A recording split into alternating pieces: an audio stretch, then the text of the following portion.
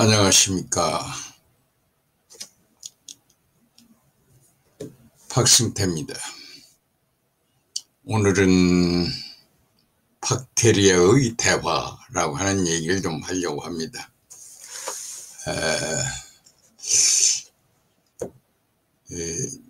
사람들은 그 동물들의 어떤 소리를 듣기도 하고 듣지 못하기도 합니다. 예를 들면 사냥개와 인간이 이제 함께 사냥을 나갔을 때 개들은 상당히 서로 간에 많은 얘기를 한다고 그럽니다. 주로 사람에 대한 얘기인데, 예를 들면 우리 주인은 저 수풀덩불 속에 숨어있는 토끼를 모른다.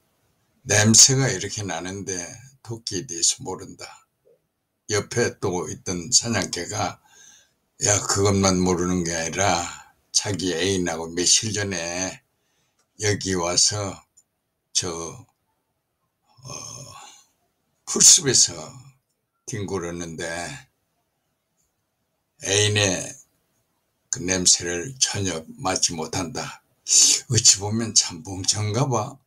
이런 정도의 어떤 대화를 자주 한다. 이런 얘기입니다. 즉 사람들이 잘 모른다. 물론 냄새를 못 맡는 그런 거가 아니라 냄새도 빛의 한 부분, 즉 가시광선만 우리가 지각하듯이 냄새를 알아내는 어느 극히 적은 부분만 냄새를 맡게 됩니다. 왜 그럴까요? 진화 과정에서 전부를 맡는다라고 하는 것은 굉장한 노이즈이기 때문에 이를 피하고 우리에게 아주 생존에 필요한 그 어떤 냄새를 통해서 먹잇감을 얻어낼 수 있다. 이렇게 진화가 됐다. 이렇게 봐야 정상인 것 같습니다. 물고기들도 상당히 대화를 하는데, 물고기들이 아침 이제 이른 아침이 되면 모여가지고 여러 가지 의논을 하는 게 아니라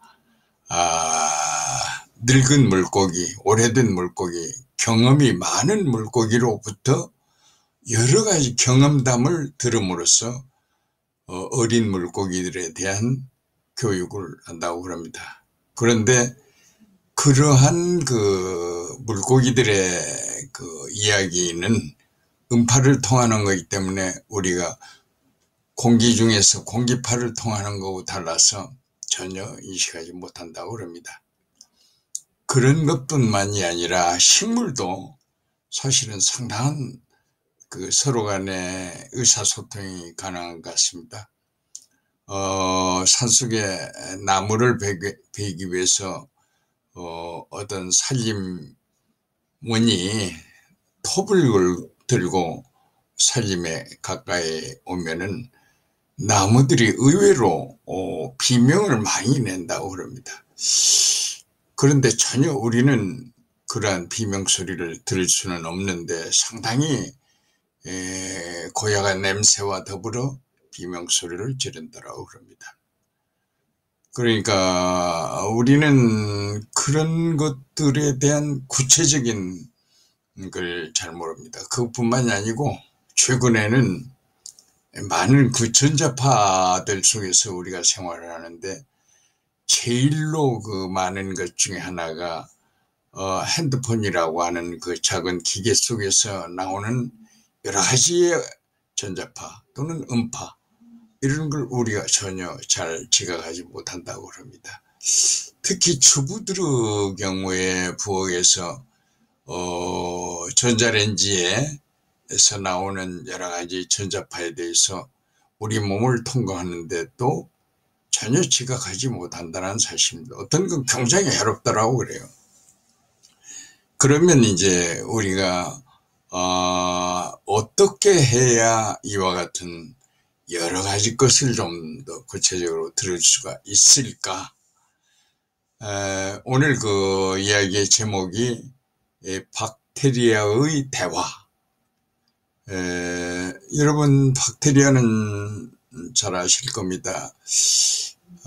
비교적 지구 초기부터서 지구가 생성되기는 한 46억 년 정도가 되는데 한 10억 년 정도가 지나서 이제 생물이 나타나기 시작할 때 이제 그 원생 동물인 박테리아가 번식하게 되는데 그때서부터 출현한 거지요. 사람하고 비교하면 비교할 수 없을 만큼 일찍 출현을 합니다. 그래서 많은 진화 과정을 거치는데 이러한 그 작은 현미경적인 생물마저도 대화를 한다, 이런 얘기입니다. 믿어지지 않는 그런 거 아닐까요? 그런데 생물학자들은 이를 파고들어서 박테리아의 대화의 흔적을 정확하니 읽어내고 찾아냈습니다. 신기하죠. 박테리아는 물론 그런 그 대화뿐만이 아니고 생명의 그 원천인 DNA를 상호간에 교환하기 위해서 빌리라고 하는 걸로 옆에 그 박테리아와 어떤 그 핵심적인 물질을 서로 교환을 합니다. 빌리라고.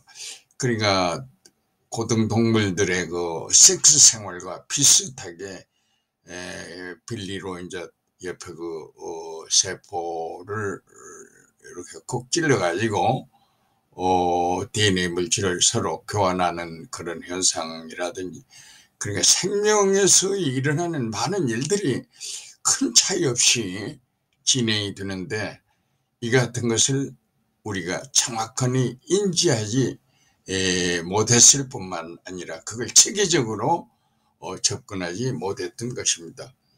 오늘 말하려고 하는 박테리아의 대화도 사실은 상당히 여러 가지 면에서의 다시 한번 생각이 드는 그런 내용입니다. 2009년에 프린스턴 대학의 연구팀이 최초로 이 박테리아 대화에 대해서 큰 호기심을 가지고 관찰하는 데 이제 성공을 합니다. 이제 그 방법이 참 재미있습니다. 오징어 바다에서 생활하는 오징어의 촉수에 공생하는 비브리오 피셜이라고 하는 해양 박테리아에서 문제 해결의 실마리를 얻어냅니다. 박테리아는 색을 발광해서 반딧불처럼 빛을 발산하는데 박테리아의 수가 일정해야 발광하게 된다고 합니다. 이 원시적인 박테리아의 유기체 집단은 그들 나름대로의 어떤 능력을 가져서 화학적 물질을 통해서 서로 대화하는 걸로 알려졌습니다. 그러니까 박테리아도 동종 간, 이종 간에 서로 대화할 수 있다라고 그럽니다. 만약에 인체 내에 박테리아의 대화를 인간들이 쉽게 알아낼 수 있다라면 그걸 만약에 관찰할 수 있다라면 그 대화 내용에 따라서 여러 가지 질병에 대해서 대처할 수 있는 그런 때가 곧 도래할 수 있지 않을까 생각을 합니다.